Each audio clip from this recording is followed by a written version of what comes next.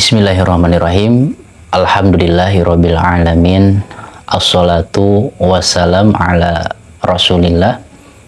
Sahabat jiwa semua, ketika manusia diberikan sebuah nikmat oleh Allah Subhanahu wa taala, diberikan dunia, maka secara naluri manusia senantiasa menginginkan kenikmatan yang lain.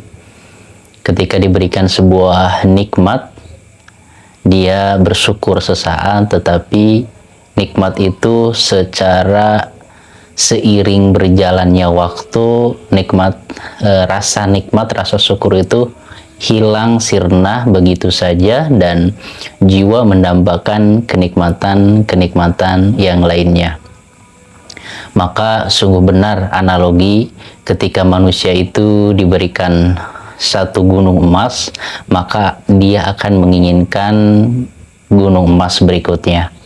Ketika dia sudah memiliki 2 gunung emas, dia pun menginginkan gunung emas yang ketiga selanjutnya, dan seterusnya. Dan yang membuat kenyang manusia dari ambisi itu adalah tanah kuburan. Artinya kematian yang membuatnya selesai dengan segala ambisinya. Maka sungguh maha benar Allah dengan firman-Nya, wa mal hayatud dunya illa la'ibun walahun. Tidaklah kehidupan dunia itu kecuali permainan dan sundau gurau belaka. Sungguh indah kehidupan ini, sehingga banyak orang yang terlupa, dan mungkin kita termasuk golongan orang-orang tersebut, yang dimana kita lebih mengejar hal-hal yang berkaitan dengan dunia. Kehidupan kita diisi dengan sebuah target-target duniawi, tetapi kita lupa untuk menyusun, memanage target-target keakhiratan kita. Kita lebih bersiap menyiapkan kehidupan terbaik di dunia, tapi kita lupa mempersiapkan kematian yang terbaik dalam kehidupan kita.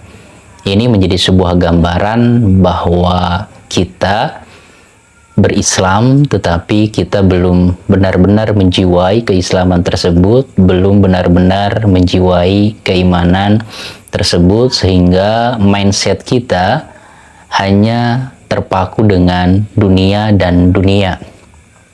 Ketika kita diberikan sebuah kelapangan oleh Allah, dibukakan dunia kepada kita, maka mindset kita, anggapan kita, Allah telah memuliakan kita.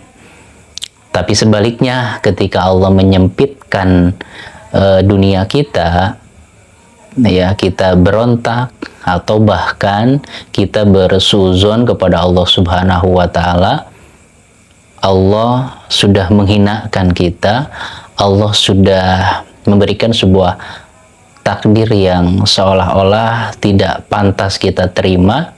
Kita merasa bahwa kita itu harusnya diberikan lebih oleh Allah Subhanahu wa taala dengan alasan ini dan itu. Itulah sebuah gambaran psikologi manusia. Bahkan kita sebagai orang yang Islam yang terkadang terjebak. Kita menolak paham sekuler, menolak paham pemisahan antara agama dan urusan dunia. Kita menolak. Tapi terkadang dalam diri kita adalah orang yang memisahkan agama sebenarnya, sekuler secara halus, ya. Kita memisahkan hal-hal yang berkaitan dengan agama kita dan dunia kita. Sebagaimana Allah gambarkan kondisi kejiwaan orang-orang yang belum seutuhnya beriman kepada takdir Allah, seutuhnya beriman kepada Allah Subhanahu wa taala, yang dimana ucapan raditu billahi robba wa bil islami dina wa bi Muhammadin nabiyya wa rasula, aku ridho Allah sebagai Tuhanku, Raditu billahi robba wa bil islami dina, agama Islam sebagai agamaku, ya, wabil islami dina wa bi Muhammadin nabiyya wa rasula, dan Nabi Muhammad sebagai nabi dan rasulku. Itu hanya sebatas di lisan saja, belum masuk ke ranah jiwa kita, belum masuk ke ranah hati kita, sehingga antara hati, ucapan, dan tindakan kita itu adalah sebuah pancaran sinergitas antara keimanan dan keislaman kita. Allah Subhanahu wa ta'ala berfirman, فَأَمَّا الْإِنسَانُ إِذَا مَبْتَلَاهُ رَبُّهُ فَأَكْرَمَهُ وَنَعَمَهُ فَيَقُولُ رَبِّي أَكْرَمَنِ. Maka ketika manusia diuji oleh Allah Subhanahu wa ta'ala, Allah lapangkan dunianya, ya, maka dia beranggapan bahwa sesungguhnya Allah sudah memuliakannya. Dan sebaliknya, wa amal insanu idza mabtalahu rabbuhu faqadara alaihi rizqahu fayaqulu rabbi ahanan. Dan sebaliknya, ketika Allah mengujinya dengan kesempitan dunia, dia tidak melihat sesuatu pola pikir yang positif, tetapi dia bersuuzon kepada Allah, berburuk sangka kepada Allah bahwa sungguh Allah sudah menghinakannya. Nah, maka ini sebuah gambaran dari kondisi jiwa yang dia belum menghanyutkan diri, belum meleburkan diri dalam keimanan tersebut. Masih ada sebuah perang antara deklarasi keimanannya, deklarasi keislamannya, dengan dorongan atau menggeloranya hawa nafsu dalam diri kita. Ada sebuah pertarungan jiwa, pertarungan batin di dalamnya antara hawa nafsu dan keimanan. Dalam firman Allah Subhanahu wa ta'ala, wa mal hayatud dunya illa la'ibun walahun, tidaklah dunia itu kecuali permainan dan sundau gurau belaka. Ini bukan menjadi sebuah pertanda manusia mempunyai sebuah legalitas untuk bermain dengan dunia, sibuk dengan dunia, dan lupa akan kewajibannya sebagai hamba Allah Subhanahu wa ta'ala. Bukan melegalkan kita untuk bersundau gurau tanpa kita memikirkan bagaimana nasib kita di akhirat kelak. Yang menjadi poin intinya adalah permainan itu adalah sesuatu hal yang dia tidak akan abadi. Permainan itu adalah sesuatu yang bukan sungguhan, dan permainan itu tidak bernilai sesuatu yang hakiki, ya, namanya juga permainan. Maka jikalau kita kaji lebih dalam, dunia adalah permainan dan sundau gurau belaka, maka di sini poinnya adalah, poin yang pertama yaitu dunia merupakan sebuah ilusi, sebuah permainan. Contoh sederhananya adalah seorang anak yang diberikan peran sebagai seorang raja, sebagai seorang pejabat, maka itu hakikatnya adalah permainan. Itu bukan sesuatu yang abadi. Kenapa? Karena tidak ada orang yang menjabat terus, orang yang berkuasa terus gitu. Ada akhir dari kekuasaannya. Jika tidak selesai masa jabatannya, ya umurnya yang selesai. Dan peran apapun di dalam kehidupan dunia, di peran memerankan seorang yang kaya raya ataupun peran-peran yang lainnya, pada hakikatnya itu adalah sesuatu yang sementara. Bagaimana kita akan mempertanggungjawabkan itu semua, itulah yang menjadi hal yang paling penting.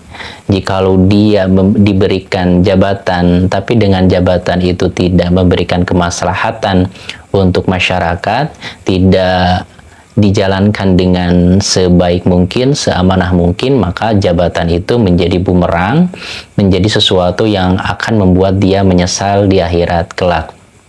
Maka disinilah arti dari sebuah permainan. Maka jangan sampai peran-peran kita di dunia ini melupakan kita dengan tujuan kehidupan kita yang sebenarnya, yaitu untuk beribadah kepada Allah Subhanahu wa ta'ala.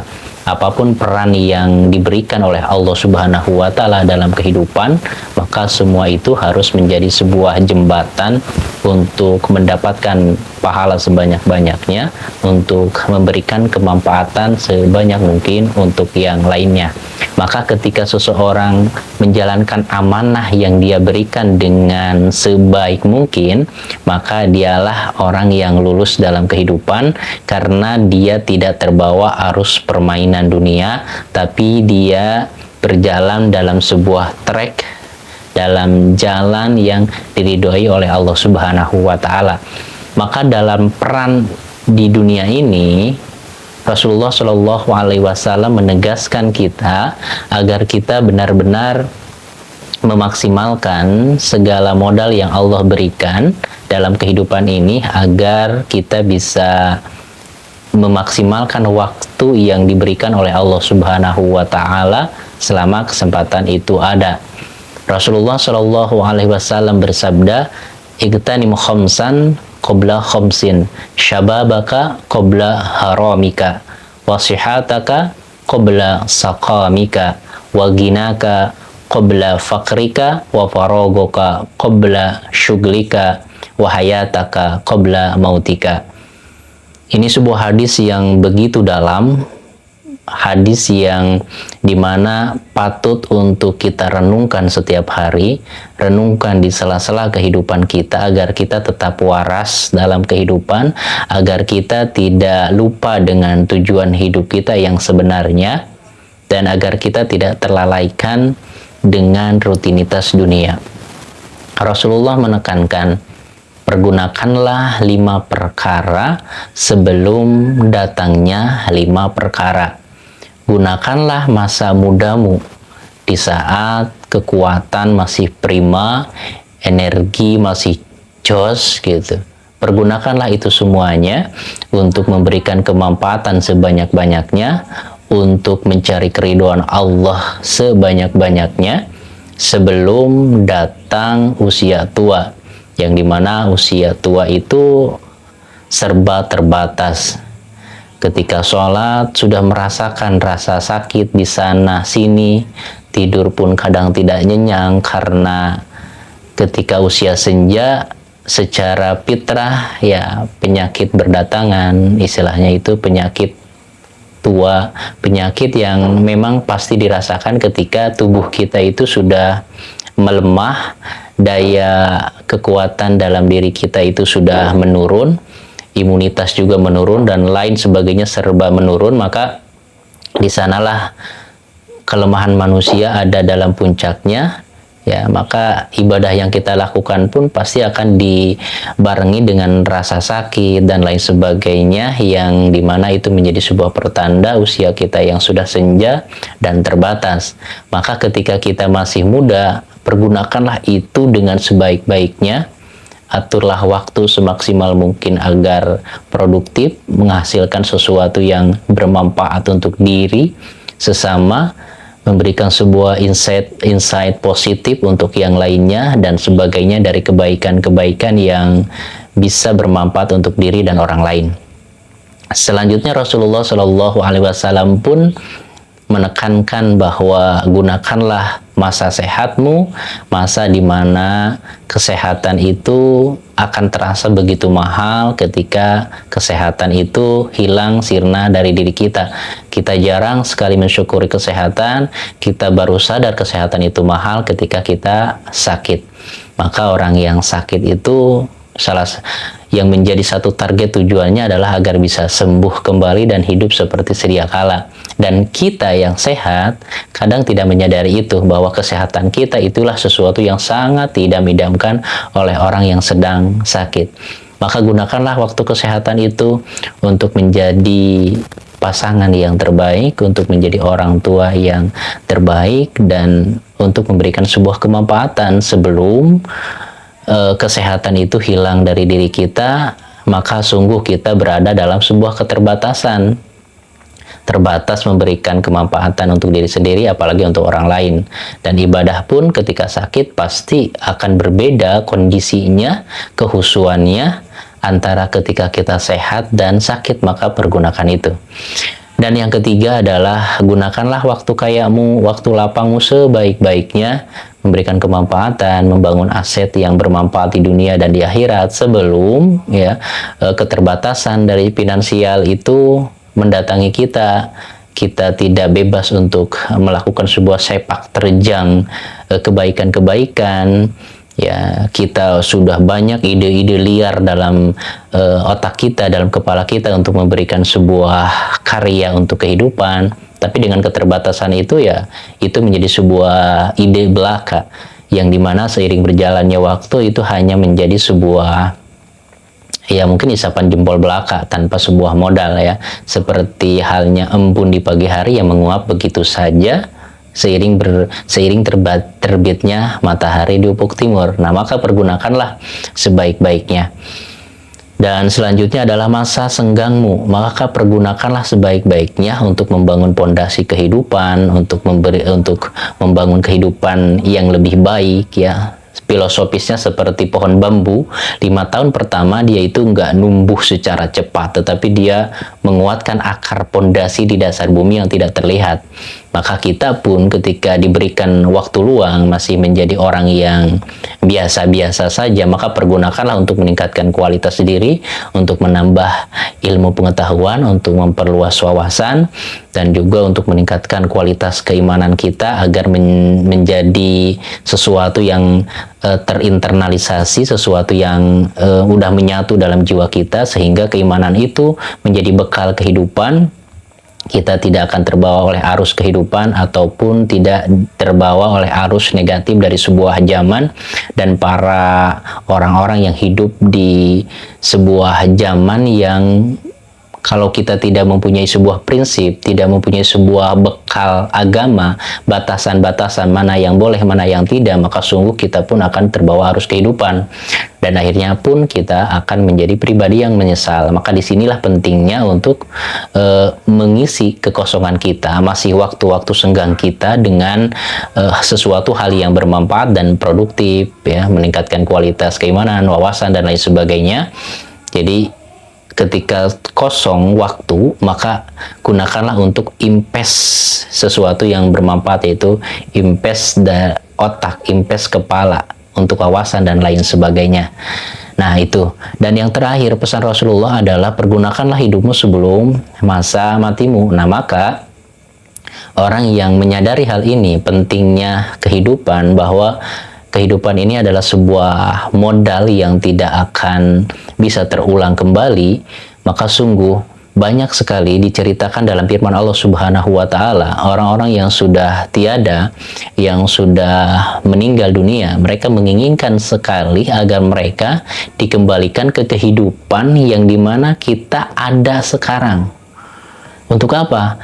Untuk memperbaiki amal-amalannya, untuk memperbaiki amalan-amalan yang dulu mereka sepelekan. Amalan apa itu? Gitu, lebih sibuk dengan dunia, dengan target-target dunia, tapi lupa untuk menjembatani kehidupan ini untuk menggapai kenikmatan di akhirat. Lupa, mereka ingin sekali dikembalikan.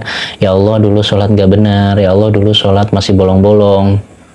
Dulu berbuat dosa, kemaksiatan, dan lain sebagainya. Aku menyesal. Tapi ternyata penyesalan itu ya tidak akan memberikan sebuah kemanfaatan ketika kita sudah tidak hidup lagi di dunia. Itu menjadi sebuah penyesalan yang akan terus menjadi sebuah siksaan jiwa kita, siksaan psikologis kita ketika di akhirat kelak. Jadi pengen dikembalikan walaupun sesaat, nggak apa-apa deh gitu.